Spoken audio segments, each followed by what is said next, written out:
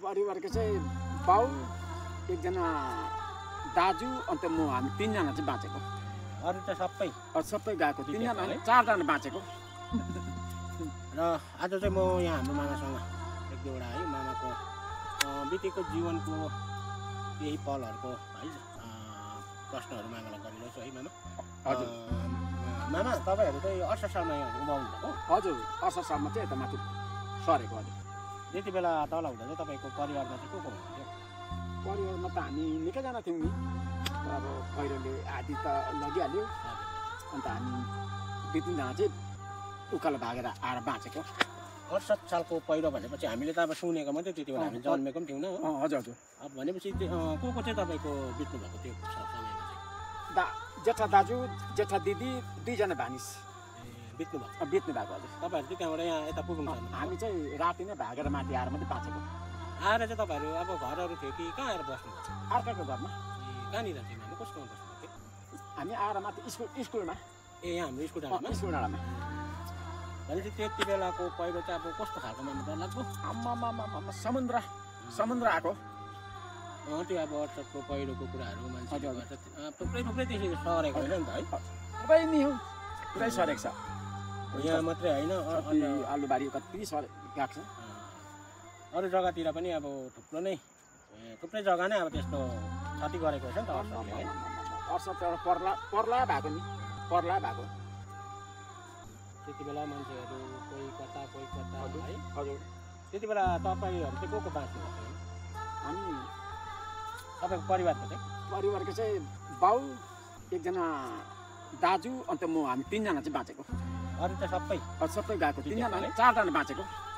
रातिको दिउँसो आएको थियो पहिलो चाहिँ? राति है? भनेपछि सुतेकोमै बितेको। हजुर तपाईँको घर मात्रै होइन, अरू थुप्रो घरहरू थियो? थुप्रो घर, कति घर लग्यो हजुर, हिसाब छैन।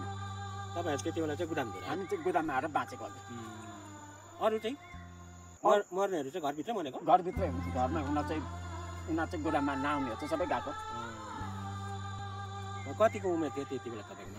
हामी त्यति बेला 16-17 थियौँ। ए 16-17 थियौँ। 16-17 वर्ष। हजुर। अनि त्यहाँदेखि चाहिँ बाउहरू चाहिँ तपाईँको यहाँ पुगमा आएर बितेको। अहिले तपाईँ बसेको घरमा? म बसेकै घरमा, यता बुहारी बसेको घरमा। ए यता सुशील? हजुर हजुर। परको त ए उसकोमा परमात्मामा? मूल घर चाहिँ त्यहाँ? मूल घर त्यहाँ हो नि। हजुर। ए तपाईँ चाहिँ त्यहाँबाट यता छुटेर आएको। अन्त तपाईँ किन दाजुभाउसँग नबसेर एक्लै छुट्टिनु भएको? हजुर नमिलेको के हो? हजुर त्यस्तै भएको। आफ्नो त्यहाँ भनेपछि त्यहाँदेखि अहिले तपाईँ कति निकै भन्यो एक्लै बसेको महिना? हजुर निकै नै भयो। अहिले कति तपाईँ 60 वर्ष पुग्नुभयो? 60 वर्ष पुग्यो। भनेपछि तपाईँको अब त्यति बेला चाहिँ दिदीबहिनीहरू चाहिँ कति वर्षको उमेरमा जितेको? दिदीबहिनीहरू त यस्तै 35-36 वर्ष पुगेको थियो जेठी दिदी, अन्त अर्को कान्छी दिदी चाहिँ अलिक कम्ती उमेरको थियो। भनेपछि त्यो 68 को पहिरो चाहिँ अब तपाईँलाई अहिले सम्झिँदा पनि विषाद लाग्छ होला? त्यो त 7 वर्ष समुद्र आएको हो नि। 7 वर्ष समुद्र आउँदाखेरि कस्तो हुन्छ? अब त्यति बेला तपाईँको परिवारहरू सबै अब विचलित भएको? अहिले सम्झिँदा विषाद लाग्छ तपाईँलाई? विषाद लाग्छ। गाउँभरिको बिल्लाबाट बाँच्नेहरू चाहिँ मरे त मरेको, बाँच्ने चाहिँ बिल्लाबाट। त्यही त अब त्यो हामीले चाहिँ सुनेको खानुपिउनुको केही छैन।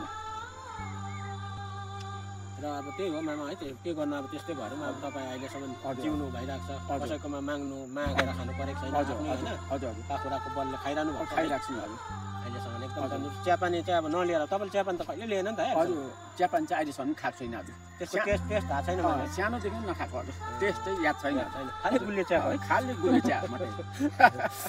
ए हुन्छ मामा, अब के गर्नु, त्यस्तै हो है। त्यस्तै हो। अब तपाईँको त्यसरी 68 सालले अब एकदमै तपाईँलाई उयो गर्यो है? तपाईँलाई मात्रै होइन थुप्रैलाई, अब अरूलाई सबैलाई पनि गरेको थुप्रोलाई। र कति हो कति नि। भविष्यमा चाहिँ अब त्यो खालको के अरे पहिरो बाढीहरू चाहिँ नहोस्।